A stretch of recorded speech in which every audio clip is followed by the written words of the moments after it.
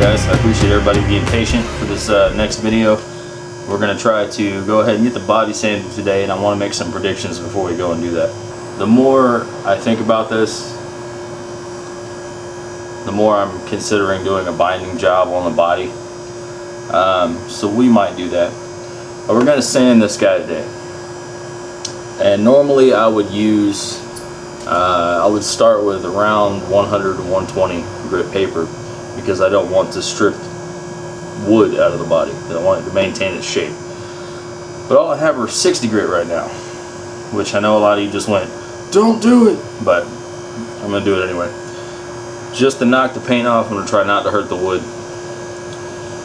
My predictions are, we're going to see this pieced together.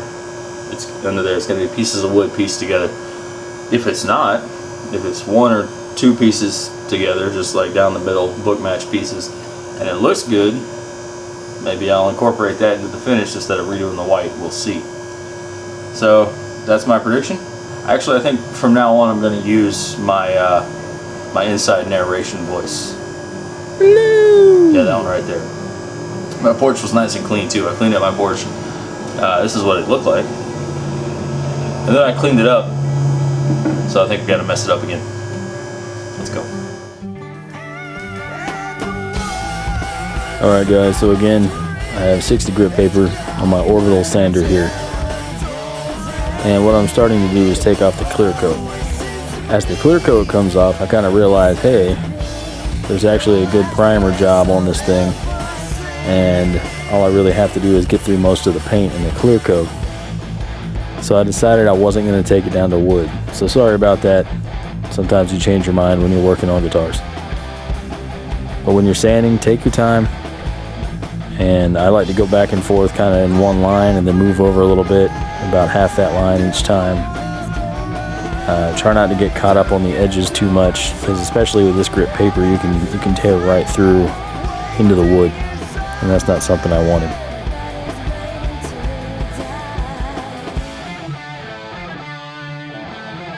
So here we're doing the back. The back was actually in pretty good shape. You do whatever you can to get the edges. So I do them by hand normally. You can see the roundovers. That's real easy to chip out or tear, so I always do those by hand. And you really just kind of work it till it's done. I made sure to get all the clear coat off pretty much. There's still some that in subsequent grits will come off. You do whatever you can to get into these weird areas. Let's see, there's a paint can. Happened to be the right curve. His body's got a lot of strange curves to it and angles, so do what you can. That's basically it. This will allow me to get the next stage of work done. There's still a good bit of sanding to do later. So what I'm doing now is I run my hands over the body to find little divots and things, all the little imperfections that we want to get rid of, and I'm sanding those out. I want the glazing putty to have something to bond with, and that's what we're going to use, just Bondo glazing putty, because none of these things are very deep. Whenever I clean off guitars in the middle of steps like this, I just use a little bit of window cleaner because it evaporates quickly and it helps to get the dust off.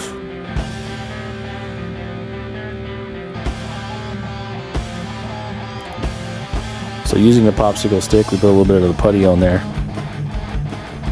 This is Bondo brand, it's just the most common brand. That's what I like to use because it dries quickly. Always put your cap right back on this stuff because it will dry in the tube if you don't.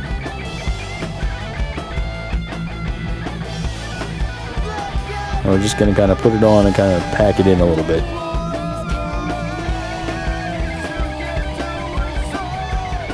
I try not to get too much excess anywhere because I don't want to have to spend extra time sanding that I didn't need to, just by taking a little more care on the first step. So I take the stick and I get a clean part of it and scrape over the top of it to level it off. Here's another one. This one was a little bit deeper. Still didn't have to really go through the primer, just a little bit. And after I get it packed in there, I take a popsicle stick and scrape it even. And I did this in several different places around the guitar. I'm not going to fill in those chipped out edges because I decided I was going to do some binding, even though it's going to look a little strange on a guitar with angles cut on the edges like that. It may be a little difficult, but I kind of find the challenge interesting. So now we have some 220 grit. I've let the glazing putty dry for about an hour. And then I'm just going to try to sand it even with the surface. And you constantly want to check and feel with your hands like I did right there, just to see if it's level. You'll be able to feel if it isn't, so trust your hands, not your eyes. Remember that. And you just go around the body doing it to everywhere you had to fill. Alright, so here we go for the binding. It's one of my favorite things to do. It's also one of the most damning things you can do because you can totally screw up your guitar. And I'm just cleaning my router table here because I don't want any debris in the way. So I have to be careful because this is such a weird shaped guitar with so many different angles on the edge. I have to be careful not to go too far with my cuts. And since I'm using 10mm binding, I'm measuring different spots around the body because the angles are different and making sure I never exceed that. It's a little bit under 1/2 of an inch, a little bit less than that. So probably about 3/8 of an inch actually. When you're routing, go slow and you try to use an even pressure. Don't push too hard, but use a constant pressure so that A, you don't want to deform your bit or warp it at all, and B, you don't want to have it jump around on you. You want to make it nice and smooth. Just take your time and go slow.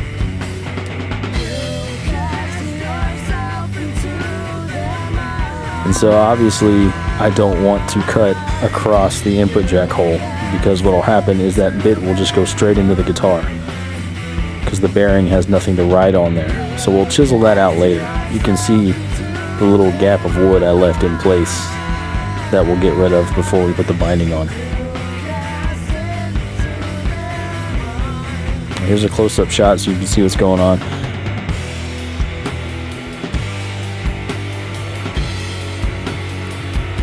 I think this stuff is so cool. Wood cutting. It's kind of satisfying just seeing that come out clean.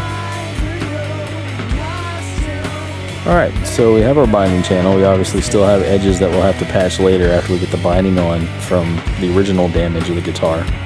But that'll actually make it easier. Do an episode on how to do the binding later on. So that's one of my favorite things to do is to bind a guitar for some reason. It's peaceful. But thanks for the support, everyone. I appreciate you watching, and I'll catch you next time.